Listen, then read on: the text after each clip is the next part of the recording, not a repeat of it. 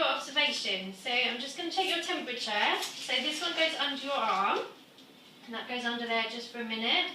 And then I'm just going to put this on your finger. This one's called a SATS probe, and this one measures your oxygen level. So that's going to go on here. And then I'm going to do another one on your other arm. It's called your blood pressure. And this one, when I press the button, it's going to give your arm a big squeeze. It's going to go quite tight, but just for a minute, and then it will go down again and we can take it off. So I just need you to keep your arm as still as you can. Okay. So your oxygen levels are not great. So Sarah, can we get some oxygen, please? And you're just going to have a little mask on your face. Okay, and the blood pressure's done already, so we can take that one straight off again. That was good.